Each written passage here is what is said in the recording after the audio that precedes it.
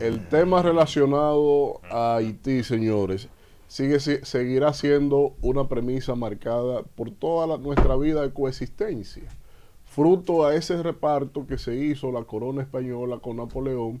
para que después los tratados de Aranjuez validaron y que de esta manera crearon esta desgracia de tener en una isla dos naciones cuando los franceses, insisto, los franceses, no los haitianos, fueron los que primero invadieron la parte oeste de la isla La Hispaniola y en esta división que acordaron allá de manera extracontinental, fuera de nuestra jurisdicción como isla, entonces matizaron aquí por tener a franceses, africanos, filibusteros y otras especies que andaban también por la zona, que de alojarlo a todos en esta parte oeste de la isla y crear esta desgracia, la división de una isla con esta mentalidad o pseudo mentalidad de cara a lo que debe ser la concepción de un Estado. Aunque Haití trazó la meta, trazó la ruta más bien a toda la región de América Latina y el Caribe como un ejemplo paradigmático, como un ejemplo para lo que debió ser el camino de todos, de sacar todo dominio extranjero de su territorio al declararse independiente como primera nación, no solo de esclavos libertos, sino como nación que en la región de América Latina y el Caribe, la primera república naciente a posterior de lo que aconteció con las guerras de las 13 colonias en los Estados Unidos, yo creo que este hito de por sí solo le vale razón y mérito en la historia. Pero lamentablemente la isla Hispaniola tiene la condición de que nunca ha podido decidir sobre la suerte de su territorio. Y esto que vemos cada día en nuestra zona fronteriza no es otra cosa que consecuencia de esto, de que dos jerarcas encoronados hayan decidido la división de una isla para legitimar una transacción de terreno sobre la posesión de lo que hoy es en día San Sebastián en lo que es el Reino de España. Y ahora nosotros, solos con esta situación, sin que la comunidad internacional mire para acá, después que ellos inclusive, tanto Francia como Estados Unidos, le doblegaron la razón del éxito a la parte haitiana, a la nación haitiana, porque inmediatamente lo castigaron para que no fuera un ejemplo inspirador a seguir como nación de libertos esclavos. Se metieron de inmediato en su haber financiero y productivo, sobre todo los Estados Unidos. Y eso llevó a que la mentalidad de progreso, de visión, desarrollo, nación, nunca estuviera matizado en el acervo cultural de los haitianos. Por eso la depredación, por eso el consumismo inmediato, sin pensar en las futuras generaciones, es la orden del día del denominador común del pensamiento de esa nación. Y nosotros ahora, con tener un escenario, si nosotros no sabemos cómo enfrentar eso en la arena internacional, estaremos condenados a que como un bastión, a modo de las aquiescencias por las acciones y omisiones del comportamiento de la República Dominicana, no podamos ni siquiera hacer valer o preservar nuestros preceptos soberanos como nación. Aquí se hubiese resuelto eso de manera simple. Usted violó los tratados que no son comunes a nivel fronterizo, pues no hay problema. Es un acto implícito, explícito más bien, de no reconocer el tratado fronterizo de 1929, el cual yo no estoy de acuerdo. Pero no estoy de acuerdo no por tener una concepción sionista ni nada por el estilo. No estoy de acuerdo porque eso fue una imposición que se aceptó aquí para buscar nada. Eso y en el 1939 con Trujillo también.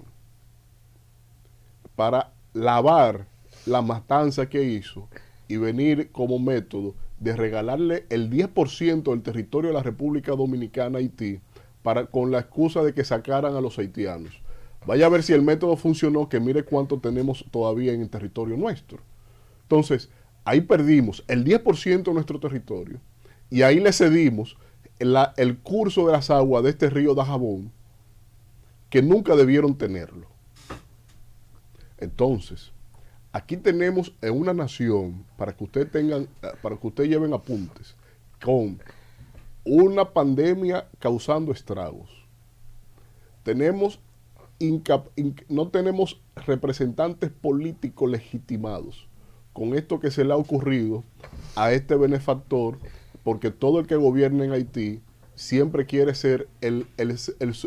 emperador del siglo XXI de esa nación, como emperadores tuvieron. Y tercero, es una nación que no tiene ni siquiera recursos acuíferos, cuando esto está señalado por las propias Naciones Unidas como uno de los principales elementos de alto riesgo para la estabilidad de la seguridad internacionales. Entonces, usted tiene ahí el mejor caldo de cultivo para tener ahí una despoblada masiva de esa nación y que vengan todos hacia acá buscando la legitimidad de todo ente vivo, mejor calidad de vida. Pero si a eso no le ponemos atención de manera táctica e inteligente, por encima de la inestabilidad política que ellos tienen, y adentrándonos sobre las soluciones reales, buscadas en la mentalidad de cambiar, de coadyuvar a que haya una nueva mentalidad en las futuras generaciones de ese país, pues entonces nosotros estamos literalmente condenados a seguir padeciendo unas circunstancias de calidad internacional, de categoría internacional,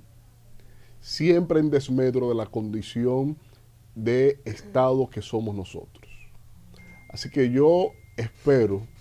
coherencia del gobierno actual de la República Dominicana en el manejo diplomático de la representación de nuestro país frente al tema haitiano. Porque bastante es que ahora, por ejemplo, este señor se le haya ocurrido al que dice ser presidente de esa nación,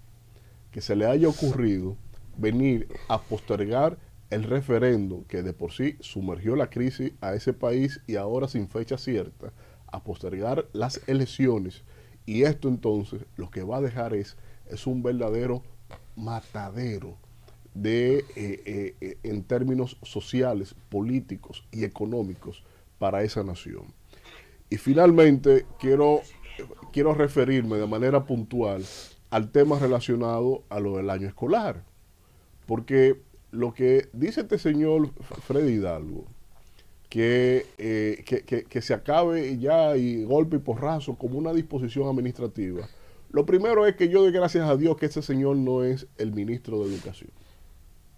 Porque una mentalidad así evidencia que claramente no tiene dominio de lo que se trata de educar como básico.